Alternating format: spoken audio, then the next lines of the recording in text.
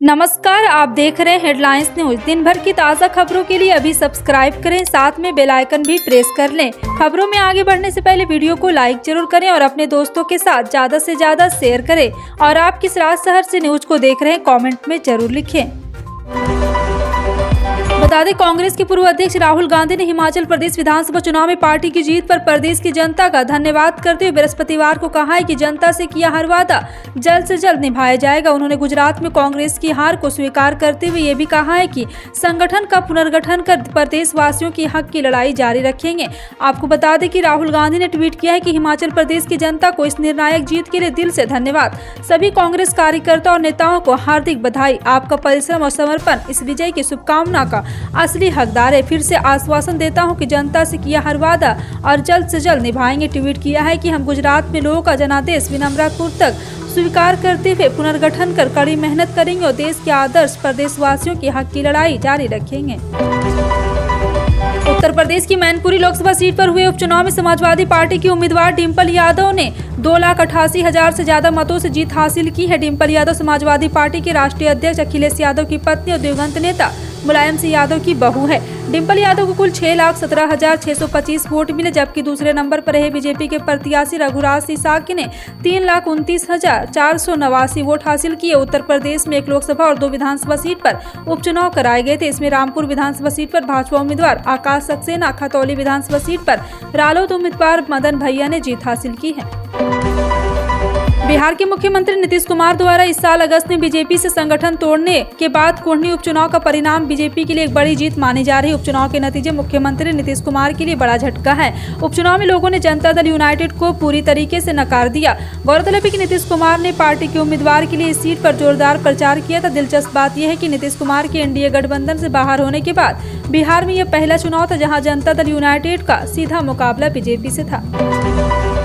कमजोर मानसून के चलते इस साल खरीफ फसलों की भारी नुकसान पहुंचा था। परिणाम के तौर पर इस बार धान के उत्पाद में भी रिकॉर्ड कमी दर्ज की जा रही। कई किसानों की पूरी फसल बर्बाद हो गई। छत्तीसगढ़ में भी सूखे जैसे हालात हैं। इसी को देखते हुए छत्तीसगढ़ सरकार किसानों की मदद के लिए आगे आई। भूपेश बघेल सरकार द्वारा किसानों को 150 किलो फ्री चावल देने का फैसला किया है। किसान तक वेबसाइट के मुताबिक छत्तीसगढ़ सरकार ने राशन कार्ड धारकों को 150 किलो फ्री चावल देने का निर्णय लिया है। तमिलनाडु में चक्रवाती तूफान का खतरा मंडराने लगा है। बंगाल की खाड़ी में बना कम दबाव का क्षेत्र गहरे दबाव में बदल गया है और यह गुरुवार शाम तक मैंट्रस नामक चक्रवाती तूफान में तब्दील हो जाएगा। इस तूफान का असर उत्तरी तमिलनाडु, पुदुचेरी और निकटवर्ती दक्षिणी आंध्र प्रदेश के तटों पर होगा। अगले 48 घंटे में यह विकराल रूप ले सकता है। आपको बता दें कि तमिलनाडु के उत्तरी तटीय जिलों में अगले 3 दिनों तक बहुत भारी बारिश होने की संभावना है। तृणमूल कांग्रेस के विधायक मनीष भट्टाचार्य और उनके परिवार की 7.93 करोड़ रुपए की बैंक जमा और सावधि जमा को लेकर पश्चिम बंगाल शिक्षक भर्ती घोटाले के संबंध में धन शोधन कानून के तहत कुर्क किया गया है। प्रवर्तन निदेशालय ने बृहस्पतिवार को यह जानकारी दी। ईडी ने एक बयान में कहा है कि मनीष भट्टाचार्य के दोस्तों और रिश्तेदारों के नाम पर 61 बैंक खाते थे, जिन्हें उन्होंने और उनके परिवार के सदस्यों ने इस उद्देश्य को खोला था कि कानून प्रवर्तन अधिकारियों का इनका पता नहीं चल सके। राज्यसभा के सभापति जगदीप धनखड़ ने बृहस्पतिवार को सदन को आश्वासन दिया कि पूर्व प्रधानमंत्री एच.डी. देवेगौड़ा जैसे अनुभवी सदस्यों को अहम मुद्दों पर विचार व्यक्त करने के लिए वरीयता दी जाएगी। राज्यसभा के नए सभापति के रूप में धनखड़ का अभिनंदन करते हुए बुधवार को कुछ सदस्यों ने सुझाव दिया था कि अनुभवी सदस्यों को राष्ट्रीय हित के मुद्दों पर विचार व्यक्त करने के लिए पर्याप्त समय दिया जाना चाहिए। धनखड़ ने संसद के शीतकालीन सत्र के दूसरे दिन प्रश्नकाल के दौरान कहा है कि आसन पर भरोसा रखें। आसन पक्षपाती नहीं है, आसन राष्ट्रीय है। उन्होंने सदस्यों से महत्वपूर्ण मुद्दों पर पार्टी की विचारधारा से ऊपर उठने का भी आग्रह किया है। मध्य प्रदेश में सरकार जिस संस्था को स्टाम्प ड्यूटी में छूट देती है, उससे नगरीय निकाय अलग से स्टाम्प ड्यूटी नहीं वसूल सकेंगे। अभी नगर पालिका अधिनियम में अलग से स्टाम्प ड्यूटी लिए जाने का प्रावधान है। इसे सरकार समाप्त करने जा रही है ताकि कोई अंतर विरोधी न करे। प्रदेश में निवेश आकर्षित करने और विभिन्न संस्थानों की स्थापना के लिए सरकार स्टाम्प शुल्क में छूट देती है। बता दें कि बैतूल के मांडवी गांव में मंगलवार शाम को बोरवेल में गिरे 8 साल के तन्मय को बाहर निकालने के लिए सुरंग बनाने का काम गुरुवार को दोपहर 2 बजे शुरू किया गया है। मशीन की मदद से खुदाई के बाद करीब 3 बजे तकनीकी कमजोरी के चलते गड्ढे से उतरे और खुदाई प्रारंभ की है। मंगलवार शाम 5 बजे तन्मय के बोरवेल में गिरने के बाद से लगातार बचाव अभियान चल रहा है। पिछले 46 घंटे तक 45 फीट की गहराई तक बोरवेल के पास खुदाई की गई है। बता दें कि प्रदेश में बोरवेल असफल होने पर खुला छोड़ने के कारण बच्चों के गिरने की घटना पर रोक लगाने के लिए कानून बनाने की बात कहकर सरकार भूल गई। जून 2022 में ओरछा के नारायणपुरा में बोरवेल में 4 वर्ष के दीपेंद्र के गिरने की घटना के बाद गृह मंत्री डॉक्टर नरोत्तम मिश्रा ने कहा था कि इसके लिए कानून बनाया जाएगा। इससे राहत कार्य में होने वाले व्यय को वसूलने की प्रावधान भी रहेगा। लेकिन ना तो गृह विभाग ने कोई दिशा निर्देश जारी किया और न ही किसी अन्य विभाग ने कदम उठाए। बैतूल में ग्राम मांडवी में बोरवेल खुला छोड़ने के कारण बच्चे के गिरने की घटना प्रदेश में पहली बार नहीं है। इसके पहले जब ओरछा के नारायणपुर में घटना सामने आई तब सरकार ने इसे गंभीरता से लेते हुए बोरवेल खुला छोड़ने वालों के विरुद्ध सख्त कार्रवाई करने की बात कही थी। अब एसडीएम अपने अपने क्षेत्र में उचित मूल्य की दुकान पर खाद्यान्न वितरण व्यवस्था सुधारेंगे। वे उचित मूल्य की दुकानें समय पर खुलवाने से लेकर उपभोक्ताओं को समय पर खाद्यान्न का वितरण करने की जिम्मेदारी संभालेंगे। यह निर्देश कलेक्टर सौरभ सुमन ने बैठकर दिया है। कलेक्टर ने कहा है कि एसडीएम को उचित मूल्य दुकानों के नियम तौर पर निगरानी करनी होगी तथा व्यवस्था को बेहतर बनाने की जिम्मेदारी लेनी होगी। हिमाचल पर बने पश्चिमी विक्षोभ के आगे बढ़ने के साथ तेज रफ्तार से चली सर्द हवाओं के कारण मध्य प्रदेश में रात के तापमान में अचानक तेजी से गिरावट हुई, जिसके चलते गुरुवार को राजधानी का न्यूनतम तापमान बुधवार के मुकाबले 5 डिग्री लुढ़ककर 8.6 डिग्री सेल्सियस पर गया है। यह उस सीजन का सबसे कम तापमान रहा है। मध्य प्रदेश के 21 शहरों के न्यूनतम तापमान 10 डिग्री सेल्सियस से नीचे रिकॉर्ड किया गया है। शासकीय सेवा में रहते खुलेआम भ्रष्टाचार करने वाले लोक सेवकों के लिए 3 साल अच्छे नहीं रहे। 1 सैकड़ा से ज्यादा रिश्वतखोरों को लोकायुक्त ने शिकंजे में लिया है। इसमें रिश्वतखोर, पद का दुरुपयोग तथा आय से अधिक संपत्ति जोड़ने वाले ऐसे कई भ्रष्टाचारी को लोकायुक्त पुलिस ने सार्वजनिक किया है। वर्ष 2022 में सर्वाधिक 46 प्रकरण बने हैं। लोकायुक्त पुलिस कार्यालय जबलपुर से संबंधित जिला जबलपुर, कटनी, नरसिंहपुर, मंडला और सिवानी, बालघाट, छिंदवाड़ा में 2022 में रिश्वत लेते 46 लोक सेवकों को रंगे हाथ गिरफ्तार किया गया।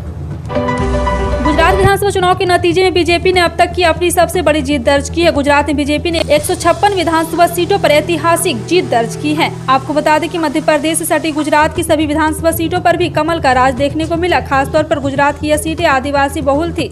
ऐसे में इन सीटों पर बीजेपी की जीत मध्य प्रदेश के लिए भी अच्छे संकेत माने जा रहे हैं। यही वजह है कि गुजरात की जीत से मध्य प्रदेश बीजेपी के नेता भी गदगद नजर आ रहे हैं।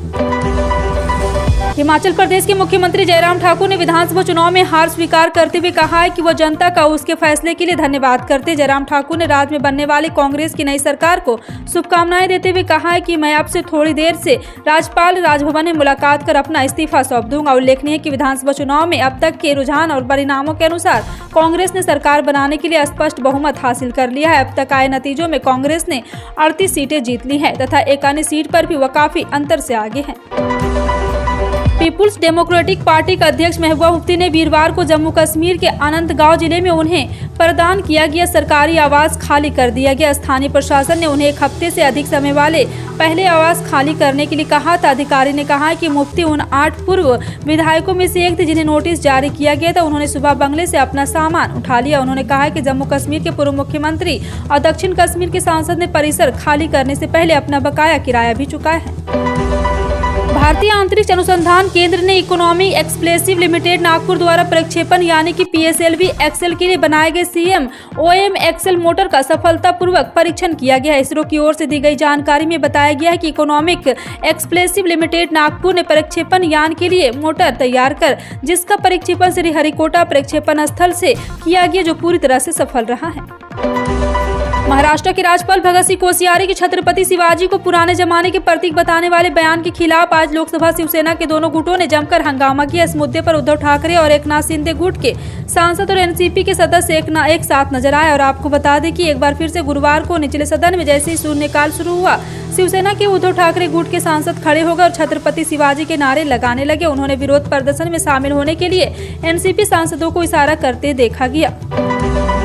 प्रधानमंत्री किसान सम्मान निधि के तहत किसानों को केंद्र सरकार की तरफ से सालाना 6,000 रुपए की आर्थिक मदद दी जाती। किसानों की ये राशि 3 किस्तों में 2-2 हजार रुपए करके भेजी जाती। फिलहाल किसानों को 12 किस्तें भेजी जा चुकी है। 13वीं किस्त जनवरी के शुरुआती दिनों में जारी किया जा सकता है। 13वीं किस्त भेजे जाने से पहले भी प्रधानमंत्री किसान सम्मान निधि योजना के लाभार्थियों की छंटनी की जा सकती है। लेटेस्ट अपडेट के अनुसार कुछ इस बार भी बड़ी संख्या में किसानों का नाम लाभार्थी सूची के काटा जा सकता है। KYC नहीं कराने वालों को किसानों को KYC से वंचित रखा जाएगा। देश भर में जहां 2 दिन से 200 से कम केस आ रहे थे, अब वह केंद्रीय स्वास्थ्य मंत्रालय के गुरुवार को अपडेट किए गए आंकड़ों के अनुसार भारत ने 241 नए कोरोना वायरस के मामले दर्ज किए, जबकि सक्रिय मामले घटकर 4,244 रह गए। कोविड मामलों की कुल संख्या अब 4.46 करोड़ है। वहीं मरने वालों की संख्या 9 सामने आई है, जिस कारण मौतों के साथ अब संख्या 5,30,647 हो गई है। मंत्रालय की वेबसाइट के अनुसार सक्रिय मामलों में कुल संक्रमण 0.01% शामिल है। देश भर में 5 राज्यों की 6 विधानसभा सीटों पर हुए उपचुनाव के नतीजे जारी हो चुके हैं। भाजपा और कांग्रेस ने 2 राज्यों में जीत हासिल की है, तो वहीं मैनपुरी लोकसभा सीट पर सपा उम्मीदवार डिम्पल यादव की प्रचंड जीत हुई। उपचुनाव यूपी की रामपुर सदर और खतौली, ओडिशा की पदमपुर, राजस्थान की सदारबहार, बिहार की कुर्नी और छत्तीसगढ़ को भानु प्रताप विधानसभा सीट पर हुए। वहीं कई सीटों पर कड़ी टक्कर देखने को मिली, तो कहीं पर मुकाबला एक तरफा रहा है।